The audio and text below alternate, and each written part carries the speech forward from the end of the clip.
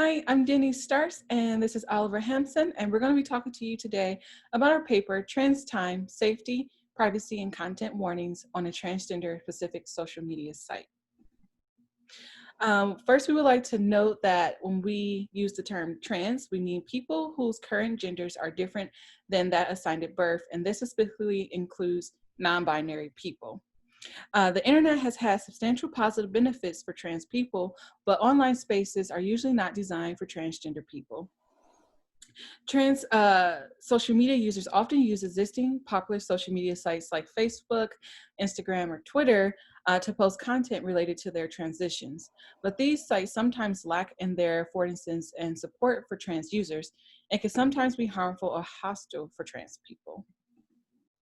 Trans Time is a social media site specifically for transgender, non-binary, gender non-conforming, and questioning people. The site aims to be a space where trans people can document their transitions and build community in ways that they cannot on other sites. Because trans users' needs are often not fully supported by mainstream social media sites, there are many potential benefits to a trans-specific site. To examine these potential benefits, we asked, how can a trans-specific social media site uniquely support trans users? So we did a couple of different things, and also you can see here our demographics that you can read. But we did 6 interviews with current trans time users, and we also did focus groups with a broader trans population, 3 sessions, 2 was in Ann Arbor and 1 was in Philadelphia. And so I'm going to discuss 3 of the themes that contribute to Trans Time's ability to uniquely support trans people and that can inform future social media site design that supports trans individuals and communities. And so the first important aspect was safety. So what does an online safe space look like for trans communities? Next was privacy and audience. So how should privacy work on a site like this? And then finally, we looked at content warnings. So how should content warnings work on a social media site for trans and non-binary people? So looking at Trans Time as a safe space, one thing that we found is that the code of conduct, which you see a screenshot of here, was actually really important to participants. And an online safe space for trans people really depended on the following factors. So small size, all trans user base, maintenance of boundaries, community-based contextual moderation, community guidelines, and lack of censorship.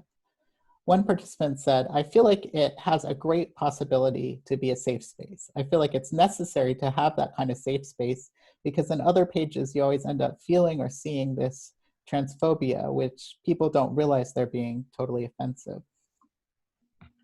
We also looked at privacy and audience on Trans Time, and in general, we found that participants preferred default settings to be more private rather than more public.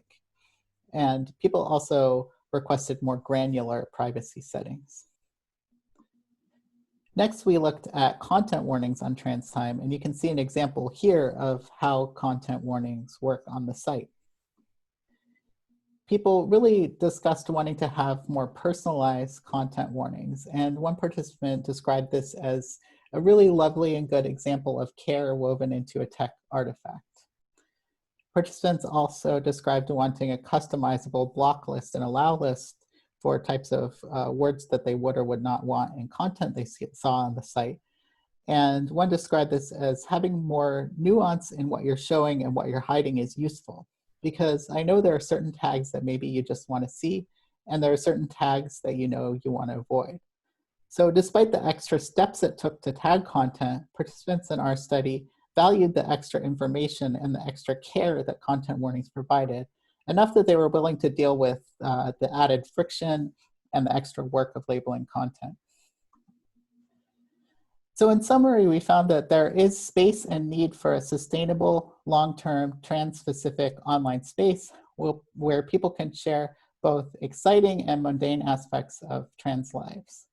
And such a site could be made safe by employing the features that we found support safe space on Trans Time.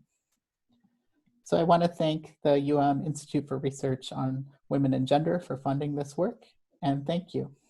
Thank you.